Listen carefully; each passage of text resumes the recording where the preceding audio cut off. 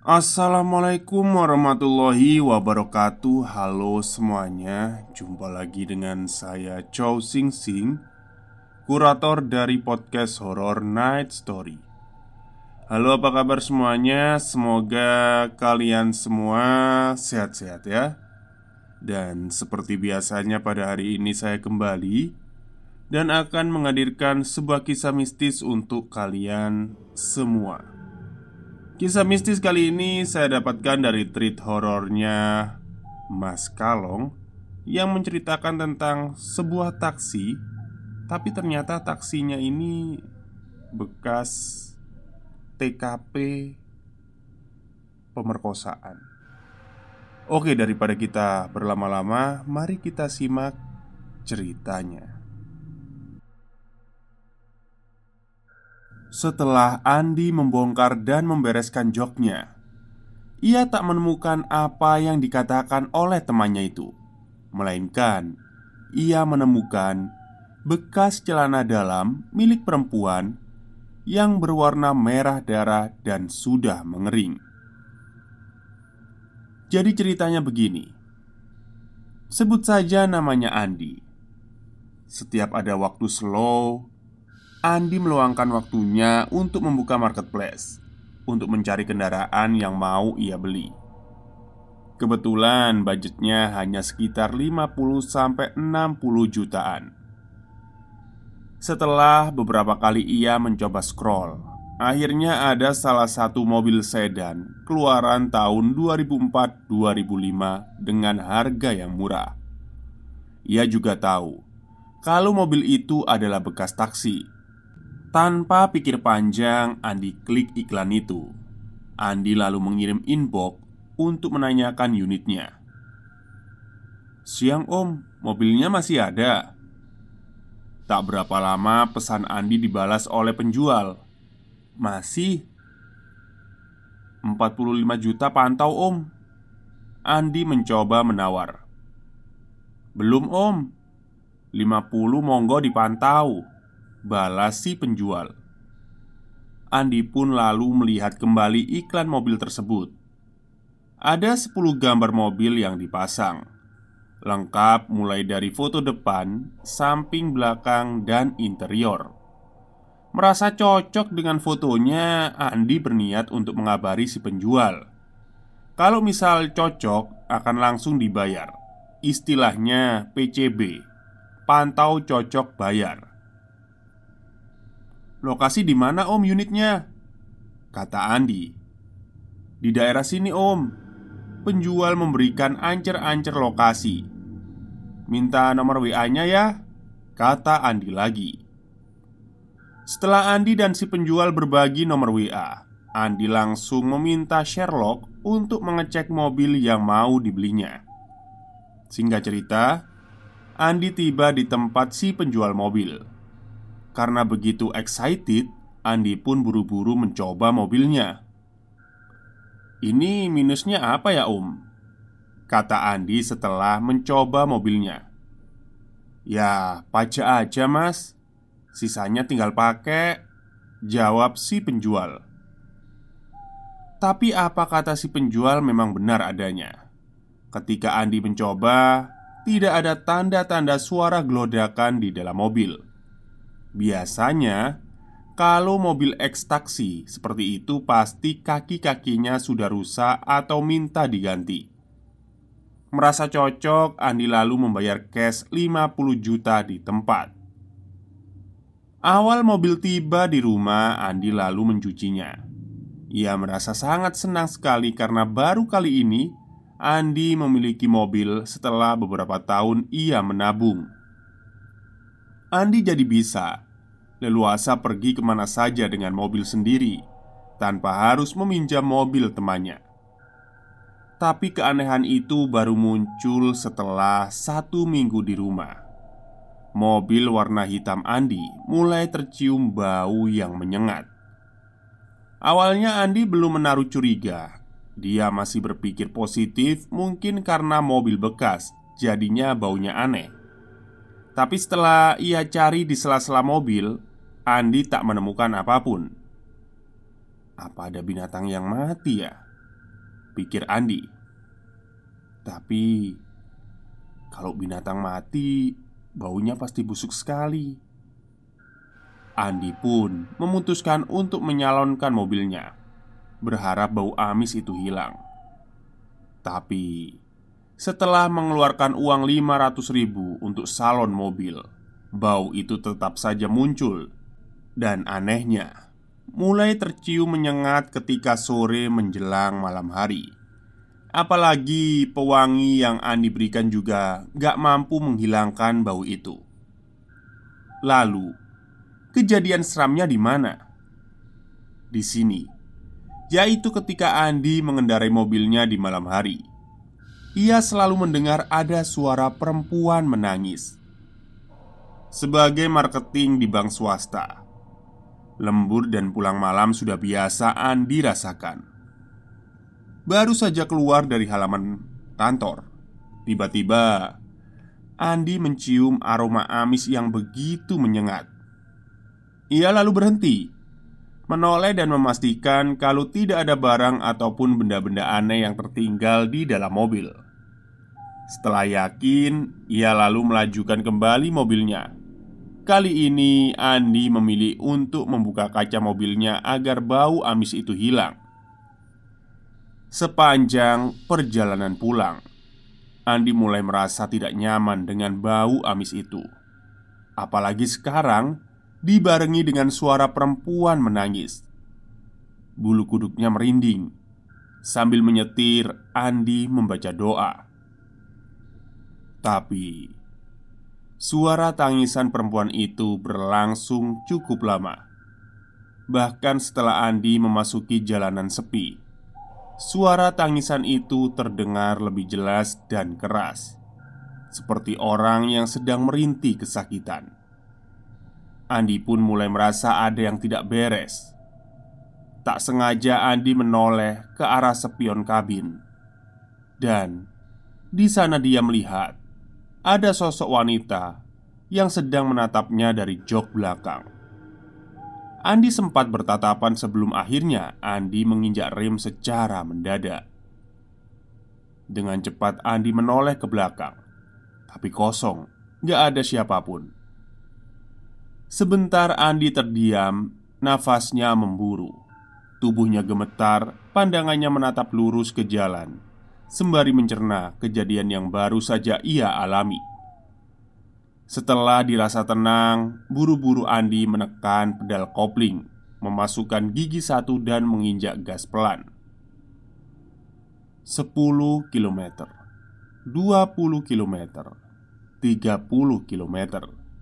Suasana masih sama, sepi, hening, dan menegangkan. Tapi Andi masih mencoba untuk berpikir positif. Semoga saja apa yang baru saja ia lihat hanyalah halusinasi belaka akibat kelelahan bekerja. Sesampainya di halaman luas rumahnya, Andi tak sempat memarkirkan kendaraan di carport. Dia memilih untuk segera bergegas masuk ke dalam rumah, membersihkan diri sebelum lanjut tidur. Di dalam kamar, Andi masih terbayang-bayang oleh sosok perempuan yang sempat ia lihat di jok belakangnya.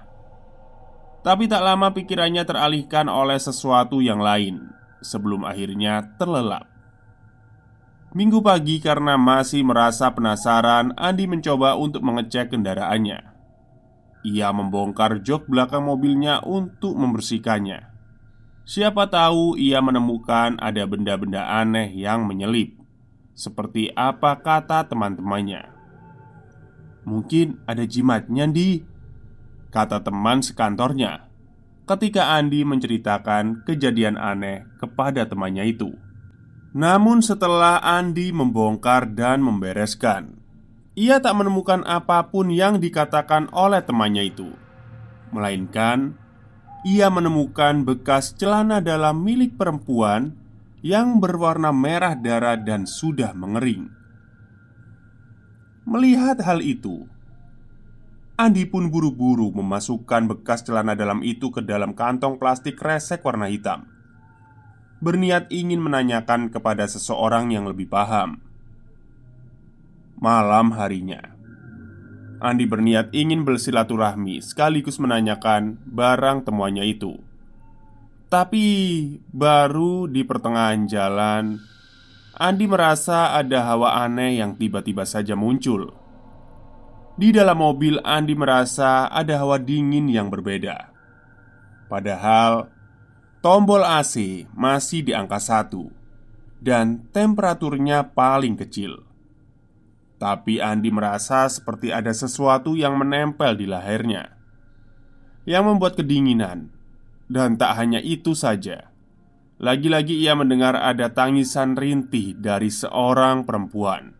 Merasa janggal, Andi pun memelankan laju kendaraannya dan menepikan sebelum akhirnya berhenti. Andi diam sejenak, berdoa dalam hati. Matanya mengintip ke kanan dan ke kiri ke arah spion luar, berharap ada kendaraan yang melintas. Setidaknya dia tidak sendirian waktu itu. Tak lama setelah itu ponsel berdering dari nomor yang tak dikenal. "Halo," ucap Andi. Tapi tak ada jawaban. "Halo, siapa ya?" kata Andi lagi. Masih sama, tak ada jawaban dari si penelpon. Merasa jengkel dan tak mengenal nomornya, Andi pun lalu mengakhiri panggilan. "Orang aneh," katanya. Tapi baru saja Andi menaruh ponselnya di jok belakang, tiba-tiba berdering lagi dengan nomor yang sama. Tak mau menunggu, Andi segera menyambar ponselnya dan mengangkatnya. "Halo, siapa ya?" Kali ini Andi meninggikan nadanya.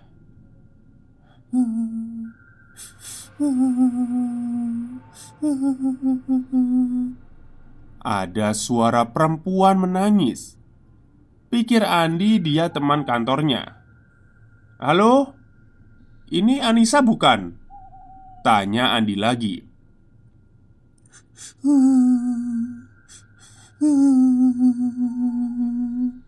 Lagi-lagi jawaban dari si penelpon itu menangis, tapi kali ini lebih merintih. Andi yang saat itu mulai merasa aneh, buru-buru mengakhiri panggilan dan segera melajukan kendaraannya. Setelah berjalan beberapa ratus meter, Andi berhenti sejenak di sebuah warung pinggir jalan, berniat mau membeli rokok dan sebotol air minum. "Permisi bu, beli rokok sama air dinginnya satu ya," kata Andi. "Oh iya mas. Ini mas, totalnya 35.000," kata ibu si penjual. "Makasih bu," Andi pamit. Tapi saat Andi berbalik, ibu si penjual lebih dulu memanggilnya. Mas. Iya bu, kenapa?" tanya Andi. "Oh, enggak apa-apa mas. Hati-hati ya mas," jawab ibu itu, tapi raut wajahnya berubah. Kayak ada sesuatu yang ia takutkan. "Oh, ya udah monggo bu," pamit Andi. Andi pun segera masuk dan melajukan mobilnya lagi. Sebenarnya Andi tahu ke arah mana pembicaraan dari ibu si penjual tadi. Tapi Andi tetap berpikir positif agar dia tidak diganggu lagi. Cepat-cepat ia menginjak pedal gas agar cepat sampai di rumah yang dituju. 15 menit kemudian barulah Andi sampai di rumah Pak Bekti. Andi langsung buru-buru masuk ke dalam rumah setelah dipersilahkan masuk oleh Pak Bekti. Ia lalu menceritakan semua kejadian yang ia alami semalam mengendarai mobilnya dan menyerahkan plastik hitam yang ia bawa dari rumah. Sebenarnya Pak Bekti hanya manggut-manggut sebelum akhirnya dia membuka suara. "Gak usah khawatir mas, itu mbaknya gak ganggu kok. Cuman dia itu mau minta tolong, tapi gak bisa." "Maksudnya gimana pak?" tanya Andi penasaran. "Mbaknya itu korban pemerkosaan mas. Dulu sebelum meninggal, dia diperkosa sama orang yang gak bertanggung jawab. Sampai bibirnya itu dijahit pakai kawat biar gak bisa teriak minta tolong. Setelah itu dia dibunuh. Jasadnya dilempar ke sungai. Lah, kenapa kamu yang ditangisi? Itu karena celana dalamnya ketinggalan di mobil, terus gak ketahuan. Waduh, terus gimana pak? Tanya Andi. Pun, gak apa-apa mas. Ini mbaknya minta pindah ke rumah saya. Katanya di sini banyak temennya. Andi lega mendengar penjelasan dari Pak Bekti. Besok mobilnya dimandiin kembang ya mas, buat netralin energinya. Sama dibacain surat ini, kata Pak Bekti sambil menyerahkan kertas bertuliskan beberapa nama ayat Al-Quran pada Andi. Setelah berbasa-basi sebentar, Andi pun pamit pulang dengan perasaan lega. Oh ya mas. Andi pun berhenti lalu menoleh. Ya pak, mbak ini mau ngomong. Namanya Mbak Sani. Tungkas Pak Bekti seraya menutup pintu.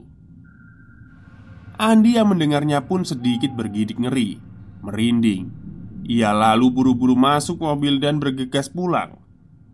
Selang beberapa hari setelah Andi memandikan mobilnya dengan syarat itu, kini sudah tidak ada gangguan lagi. Tapi karena sudah terlanjur takut duluan, Andi berencana mau menjual kembali mobil itu. Sekian cerita dari Andi. Wah, ini harusnya yang penjual pertama ini patut dicurigai nih, tapi nggak tahu ya. Apakah penjual yang jual mobilnya ke Andi ini korban dari hantu ini juga, kan nggak tahu ya. Ya, mungkin nggak sampai ke telinga polisi mungkin ya. Ya memang sekarang itu zamannya udah gila ya. Apalagi bagi perempuan, hati-hatilah. Karena saya sendiri sering mendengar itu, bahkan orang tua pun, mohon maaf ya, ini berita yang baru saya lihat. Orang bapak, terus paman, sama siapa ya, ponaan itu tega mencabuli putrinya sendiri. Jadi kayak hal-hal itu sangat riskan ya bagi zaman sekarang itu. Mungkin bisa jadi itu karena pengaruh dari HP, ya kan? Ya mungkin aja mereka sering nonton hal-hal begituan, jadinya kayak lihat darah dagingnya sendiri, lihat ponakannya sendiri itu terangsang atau gimana gitu ya. Ya intinya hati-hatilah, apalagi perempuan ya. Terus memang pencabulan, pemerkosaan, pelecehan itu di mana-mana itu pasti ada. Ya pesan saya cuma hati-hati aja gitu. Jangan sampai kita jadi korban. Terus ya ngeri lah pokoknya. Saya nggak bisa berkata apa-apa kalau tentang hal ini. Oke, mungkin itu saja cerita untuk hari ini. Semoga kalian semua suka. Wassalamualaikum warahmatullahi wabarakatuh.